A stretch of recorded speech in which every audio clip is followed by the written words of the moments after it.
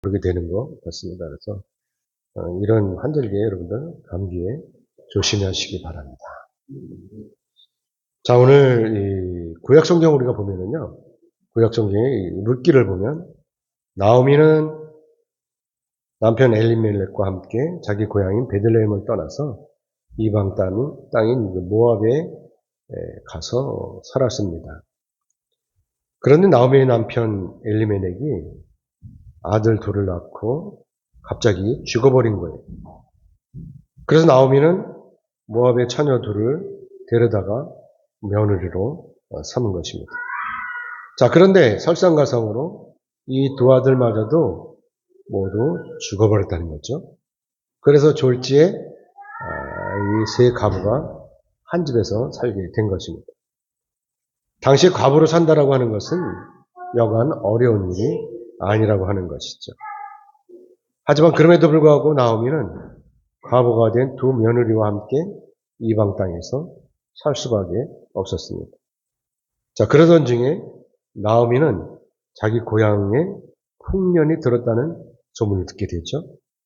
그래서 나오미는 이제 자기 고향으로 돌아가려고 두 며느리를 불러서 각자 자기 집으로 돌아갈 것을 이제 이야기했습니다. 돌아가라고 했죠. 그런데 이때 두 며느리 중에서 오르바는 자기 친정으로 돌아갔지만 룻은 시어머니 나오미를 따라서 베들레헴으로 가겠다고 나선 것입니다. 자, 그래서 우리는 여기서 그러면 왜 룻이 나오미를 따라 나섰냐는 것입니다. 이 이유를 우리가 따져볼 필요가 있는 것이죠. 왜 그랬을까? 왜 룻은 나오미를 따라 나섰을까? 여러분은 이 룻의 마음이 이해가 되십니까? 룻이 이렇게 나오미를 따라 나선 것은 여러분이 이미 짐작하신 것처럼 룻이 하나님을 믿었기 때문이라고 하는 것입니다. 왜냐하면 나오미가 자기 며느리들에게 너희 집으로 돌아가라고 이렇게 말을 했을 때 이때 룻이 시어머니 나오미에게 이렇게 대답했기 때문인 것입니다. 룻기 1장 16절의 말씀을 같이 보겠습니다. 넘겨주세요. 룻기 1장 16절의 말씀입니다. 같이 보겠습니다. 시작. 룻이 이르되 내가 어머니를 떠났으며 어머니를 따르지 말고 돌아가라 강권하지 마옵소서. 어머니께서 가시는 곳에 나도 가고 어머니께서 머무시는 곳에 나도 머물겠나이다. 어머니의 백성이 나의 백성이 되고 어머니의 하나님이 나의 하나님이 되시리니. 아멘. 자, 사랑하는 여러분, 룻은 여기서 분명히 하나님을 언급하고 있어요. 그렇기 때문에 이것은 룻이 지금 자기 시어머니인 나오미 앞에서 자기 신앙을 고백하고 있다는 것입니다.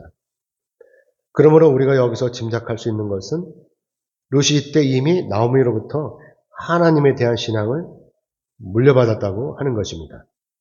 하지만 우리가 여기서 분명히 알아야 하는 것은 며느리 둘이 똑같이 시어머니로부터 신앙 교육을 받았음에도 불구하고 왜 이렇게 오르바는 안 믿고 룻만 믿느냐 하는 것입니다. 여러분 이걸 어떻게 생각하세요? 왜 그랬을까요? 그것은 바로 룻이 하나님으로부터 택하심을 입었기 때문이라고 하는 것입니다. 그러니까 우리가 여기서 잘 생각해 봐야 되는 것은 우리 중에 어떤 사람은 하나님의 택하심을 입었고 어떤 사람은 택하심을 입지 않았다고 하는 사실이 있다고 하는 것입니다. 나중에 알겠죠. 우리가 하나님 앞에 갔을 때 어떤 사람이 하나님으로부터 택하심을 입었는지를 우리가 알게 될 것입니다. 아무튼 룻은 이때 나오미에게 이렇게 간청하고 있어요. 룻기 1장 17절의 말씀을 같이 보겠습니다. 같이 읽겠습니다. 시작. 어머니께서 죽으시는 곳에서 나도 죽어 거기에 묻힐 것이라. 만일 내가 죽는 일 외에 어머니를 떠나면 여호와께서 내게 벌을 내리시기를 원하노라 하는지라. 자, 이것이 바로 룻의 믿음이었다라고 하는 것입니다.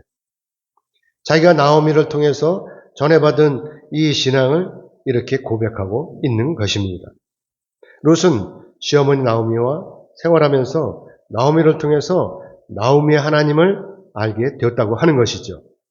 그러니까 당시에 나오미는 시어머니로서기보다는 하나님을 믿는 신앙인으로서 이 나오미가 며느리를 잘 돌보았다고 하는 것입니다.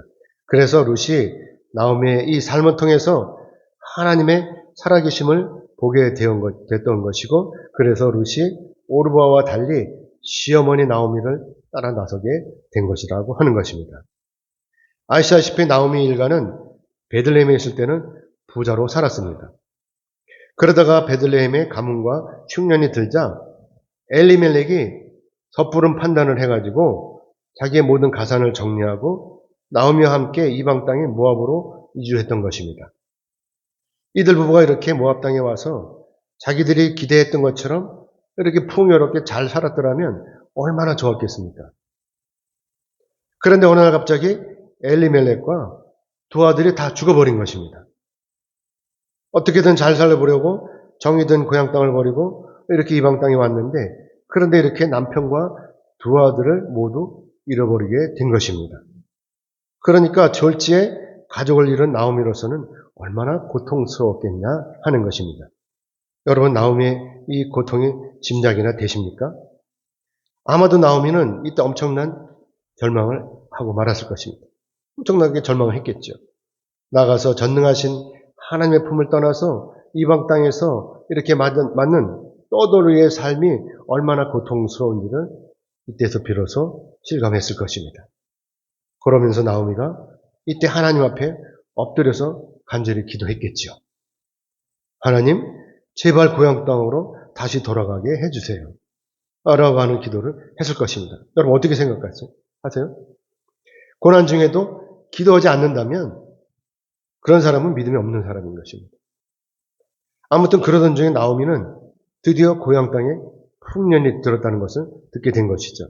그래서 나오미가 이때 모압에서의 삶을 정리하고 두 며느리를 친정으로 보내고 나오미 혼자서만 자기 고향 베들레헴으로 돌아가기로 작정했다고 하는 것입니다.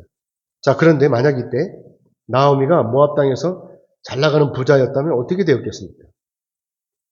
그래서 남편과 두 아들 내외와 오손도손 행복하게 이렇게 잘 살고 있었다면 어떻게 되었겠습니까?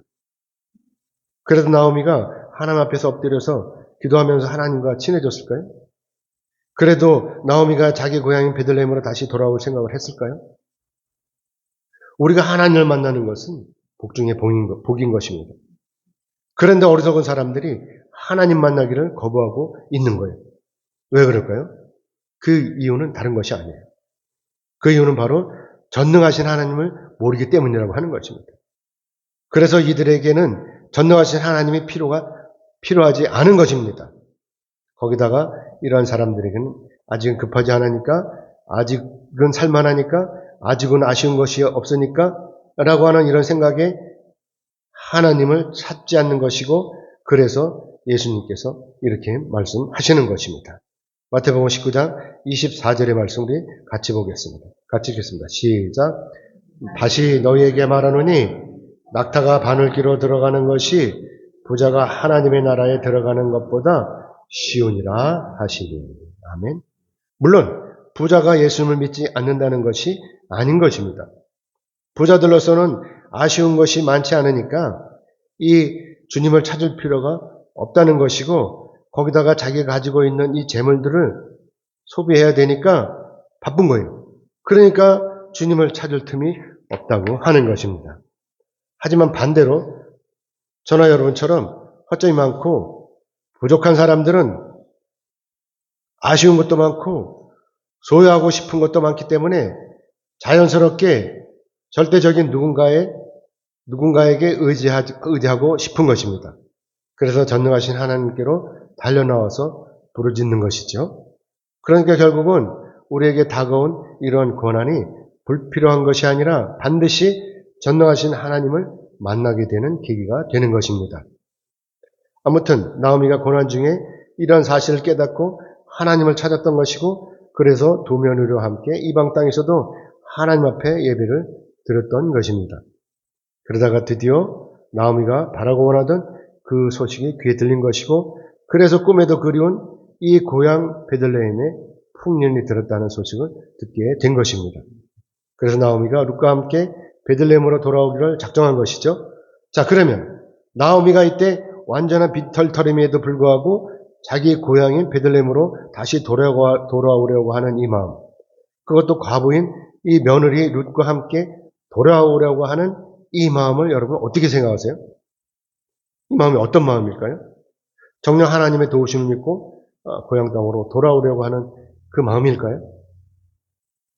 그래서 오늘 본문 말씀을 통해서 우리가 고난 중에 하나님 앞에서 어떻게 처신해야 하는지를 세 가지로 나누어서 살펴보려고 하는 것입니다. 자, 그 첫 번째는 우리에게 구원의 소망을 주시는 하나님을 찬송하라고 하는 말씀인 것입니다. 오늘 본문 3절에서 4절의 말씀을 같이 보겠습니다. 3절, 4절 같이 읽겠습니다. 시작. 우리 주 예수 그리스도의 아버지 하나님을 찬송하리로다.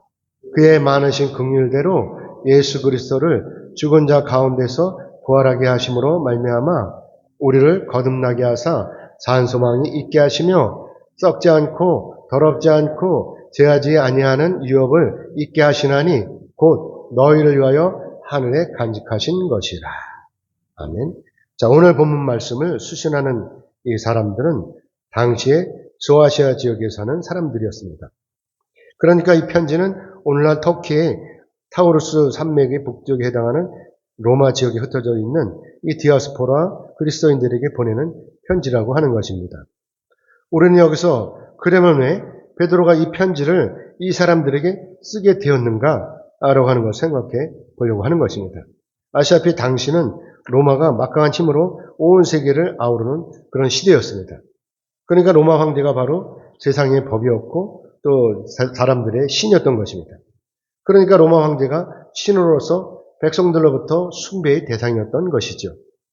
그런데 이런 와중에 예수 그리스도를 믿겠다고 하는 것, 이것은 그야말로 로마 황제를 배신하는 행위라고 하는 것이죠.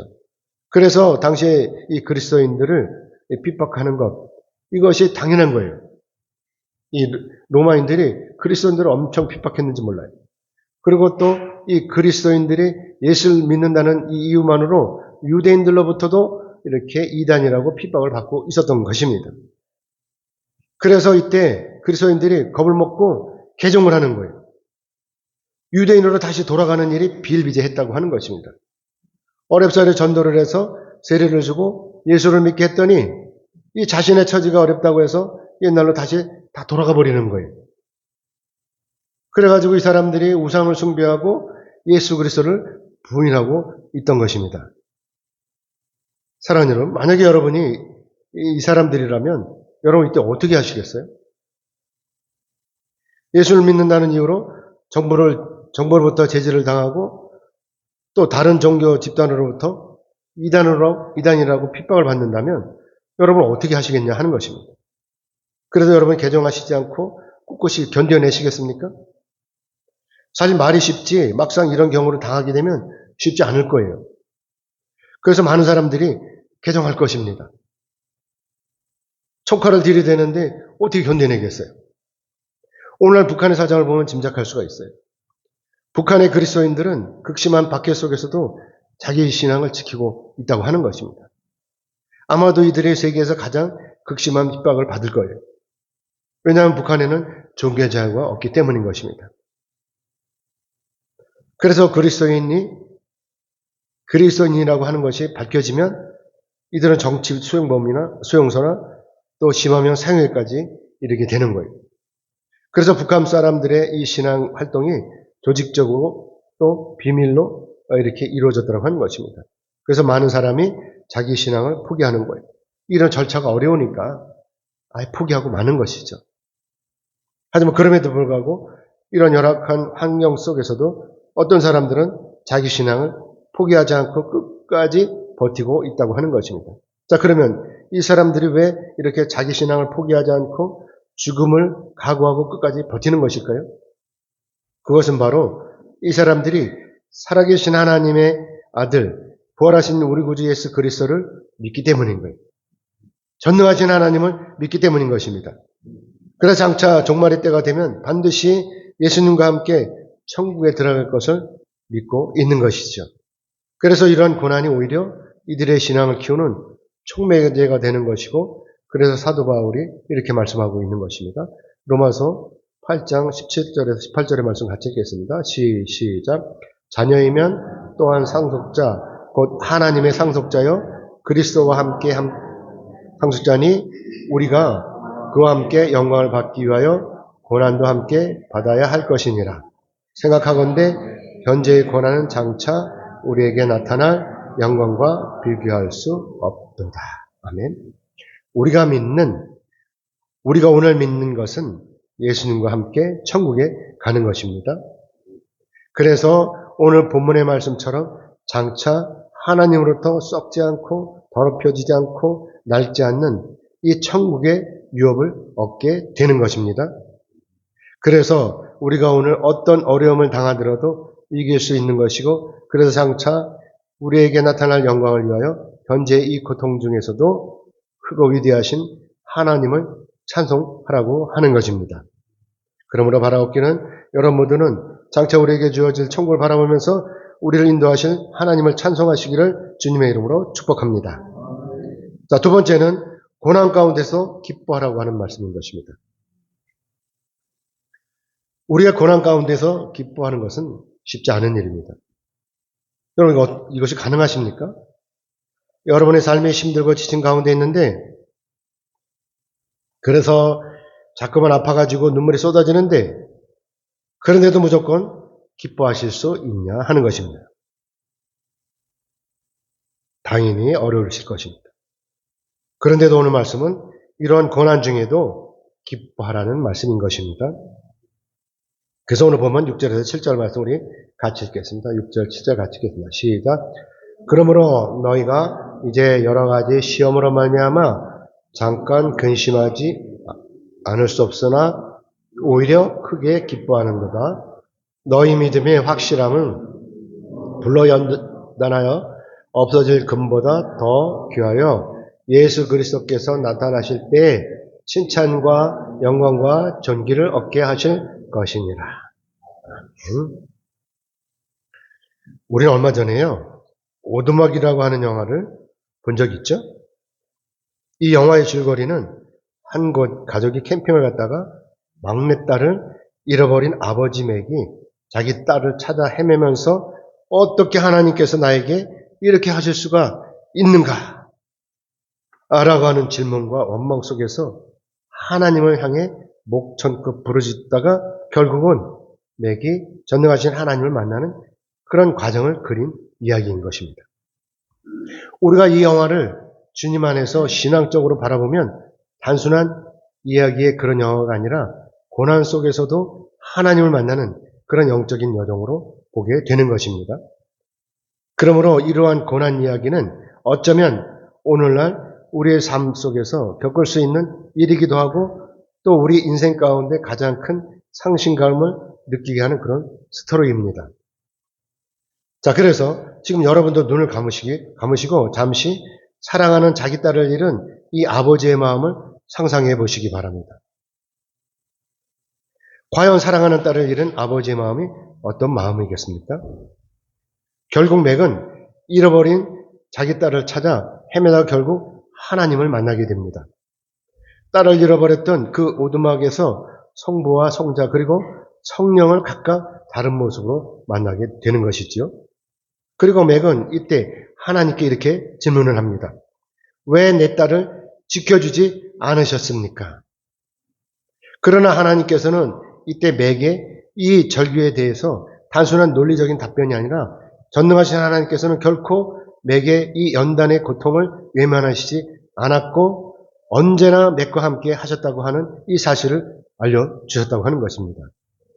나아가서 맥에게 다가온 이 고난이 하나님을 향한 맥의 믿음을 무너뜨리는 것이 아니라 맥과 하나님과의 관계 속에서 한층 더 깊은 신뢰로 이끌어가는 연단의 과정이라는 것을 알려주셨다고 하는 것입니다.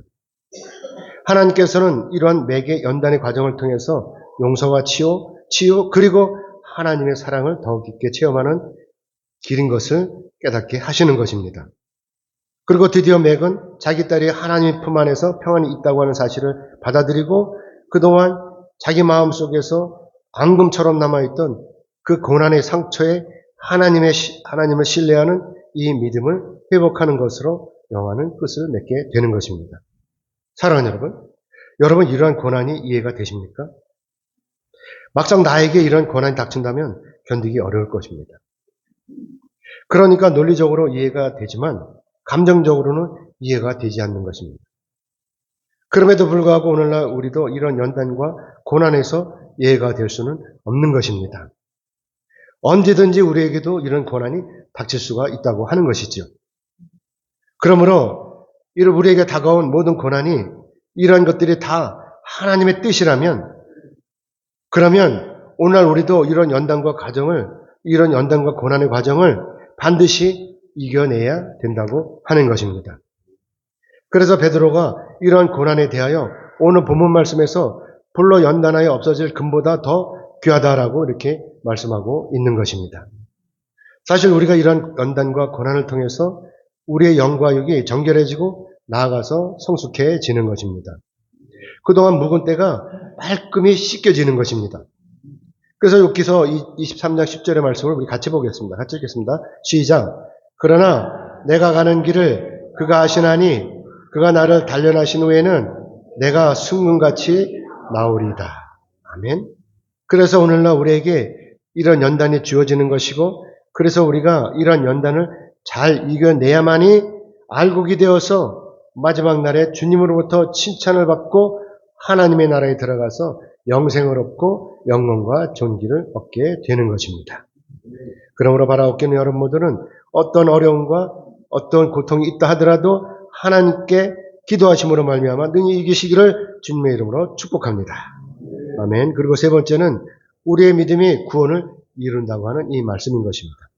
오늘 본문 8절에서 9절의 말씀 우리 같이 읽겠습니다. 8절 9절 같이 읽겠습니다. 시작. 예수를 너희가 보지 못하였으나 사랑하는도다 이제도 보지 못하나 믿고 말할 수 없는 영광스러운 즐거움으로 기뻐하니 믿음의 결국 곧 영혼의 구원을 받음이라. 아멘.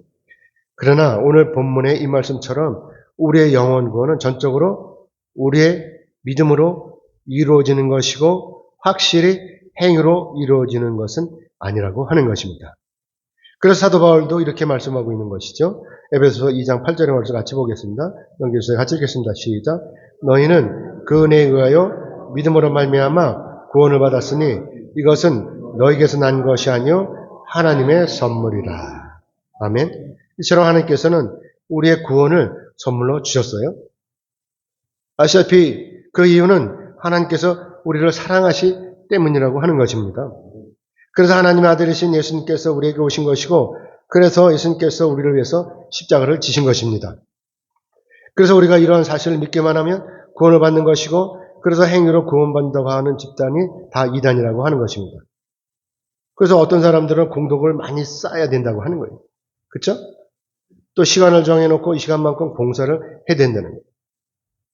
그래서 전도를 다니는 거예요. 열심히 전도를 다니고 시간을 정해놓고 전도를 많이 해야 구원을 받는다고 생각하니까 이런 것들은 다 이단이에요. 자, 근데 여기서 또 문제가 생겨요. 그것은 바로 우리가 예수를 믿기만 하면 이 세상을 사는 동안에 아무렇게나 살아도 되느냐 하는 것입니다. 아무것도 하지 않고 아무렇게나 살아도 되냐 하는 것입니다. 그러니까 여기서 사람들이 헷갈리는 거예요. 행위로 구원받는 거 아니라면서 또 무슨 행위를 하라고 하느냐라고 하는 것이죠. 우리의 구원이 믿음으로 이루어지는 것은 사실이에요. 하지만 여기서 중요한 사실은 예수 그리스도를 믿고 구원받았다면 당연히 뭐를 해야 돼요? 선을 행해야 된다고 하는 것입니다. 다시 말씀을 들으면 우리가 주님 안에서 하나님의 말씀을 들었으면 당연히 우리가 이 세상에서 하나님의 말씀대로 살아야 된다고 하는 것입니다. 그래서 야고보 사도가 이렇게 말씀하고 있는 것입니다. 야고보서 1장 22절의 말씀을 같이 보겠습니다. 넘겨서 같이 읽겠습니다. 시작. 너희는 말씀을 행하는 자가 되고 듣기만 하여 자신을 속이는 자가 되지 말라. 아멘. 그러니까 하나님께서 주신 계명이나 오늘 하나님께서 우리에게 주신 이 성경을 보면 오늘날 우리로 하여금 선을 행하라고 말씀하고 있는 것입니다. 그래서 예수님의 동생인 야고보가 야고보서 2장 1절 이하의 말씀에서 누구든지 예수 그리스도를 구주로 믿는다면 주님 안에서 사람을 차별하지 말라라고 이렇게 말씀하고 있는 것입니다. 그래서 야고보가 이렇게 예를 드는 거예요. 야고보서 2장 2절로 4절의 말씀 같이 보겠습니다. 넘겨서 같이 읽겠습니다. 시작. 만일 너희 당에 금가락지를 끼고 아름다운 옷을 입은 사람이 들어오고 또 남나한 옷을 입은 가난한 사람이 들어올 때 너희가 아름다운 옷을 입은 자를 눈여겨보고 말하되 여기 좋은 자리에 앉으소서 하고 또 가난한 자에게 말하되 너는 거기 서 있든지 내 발등상 아래에 앉으라 하면 너희끼리 서로 차별하여 악한 생각으로 판단하는 자가 되는 것이 아니냐. 아멘. 자, 여러분, 이 말씀을 어떻게 생각하세요? 혹시 우리가 이러한 사람들은 아니냐 하는 것입니다. 저도 속물이기 때문에 어떤 때는 이런 생각이 들 때가 있어요. 부자가 우리 교회 문을 열고 들어설 때, 반대로 술에 취한 사람이 들어설 때 저희 마음이 다른 거예요. 부끄럽지만 솔직히 말씀을 드리면 저도 자연스럽게 차별하게 되는 것입니다. 그래서 야고보 사도가 오늘 우리에게 이 사실을 일깨워주고 있는 것입니다. 부자라고 해서 우대하고 가난하다고 해서 하대하는 이런 죄를 저지르지 말라고 하는 것입니다. 그렇기 때문에 여기서 중요한 사실은 우리가 이러한 것들을 다 알면서도 실제로 행하지 아니하면 그 죄가 크다는 것이죠. 차별하지 말라고 하는데도 불구하고 가난한다고 노숙자라고 알코올 중독자라고 해서 차별하는 것은 죄라고 하는 것입니다. 그렇기 때문에 부자이든지 권력자든지 노숙자이든지 가난하든지 알코올 중독자든지 주님 안에서는 모두가 무조건 사랑해야 되는 대상이라고 하는 것입니다. 우리가 예수 그리스도를 구주로 믿는다면, 우리가 예수 그리스도의 은혜로 말미암아 구원을 받았다면 그런 무엇이든지 서로 나누고 베풀어야 하는 것입니다. 차별하면 안 되는 것입니다. 이렇게 베푸는 것이야말로 이 땅에 사는 동안 믿음의 결과라고 하는 것입니다. 아멘이죠? 그래서 야고보 사도가 이렇게 말씀하고 있는 것입니다. 야고보서 2장 17절의 말씀을 같이 보겠습니다. 같이 읽겠습니다. 시작. 이와 같이 행함이 없는 믿음은 그 자체가 죽은 것이라. 아멘. 죽은 거예요. 행하지 않으면 믿지 않는 것입니다. 그러므로 바라옵기는 여러분 모두는 주님 안에서 끝까지 믿음으로 나아가시기를 주님의 이름으로 축복합니다. 아멘. 이제 말씀 맺겠습니다. 하나님께서는 우리가 구원에 이르기를 원하십니다. 우리의 구원은 예수를 믿음으로 말미암아 이미 이루어졌습니다. 그러나 우리의 구원이 아직은 완성된 것이 또 아니라고 하는 것입니다. 왜냐하면 아직 우리가 천국에 이르지 않았기 때문이라고 하는 것이죠. 그렇기 때문에 우리의 구원이 완성되는 때는 여러분도 아시다시피 우리가 죽어서 하나님 앞에 가는 때라고 하는 것입니다. 자, 그러면 우리가 이제 어떻게 살아야 되는 것이죠? 당연히 우리가 이 구원이 완성될 때까지 우리가 주님 안에서 바르게 살아야 하는 것입니다. 아직 구원도 이루지 않았는데 구원이 이룬 것처럼 태평하게 이렇게 살면 안 된다라고 하는 것입니다. 긴장 속에서 살아야 되는 것이죠. 나오미는 고난 중에서도 결단코 하나님을 잃지 않았습니다. 그래서 며느리 룻에게 아름다운 자신의 이 신앙을 물려준 것입니다. 그래서 나오미가 룻을 데리고 베들레헴으로 돌아온 것이고, 그래서 룻이 나오미의 친족인 보아스를 만난 거예요.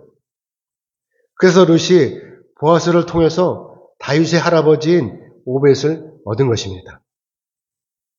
저는 여러분이 끝까지 승리하시기를 원합니다. 오늘 하나님의 말씀처럼 우리의 소망이신 이 예수님을 찬송하면서 우리에게 어떤 고난이 와도 좌절하거나 슬퍼하지 않고 끝까지 기뻐하면서 나오미처럼 우리의 이 믿음을 지켜나가는 것입니다. 그러면 저와 여러분은 이 예수님께서 반드시 지켜주실 것입니다. 그리고 저와 여러분을 예수님께서 구원으로 이끄시는 것입니다. 아멘. 그러므로 바라옵기는 여러분 모두는 우리의 소망이신 예수님과 함께 끝까지 동행하시기를 주님의 이름으로 축복합니다.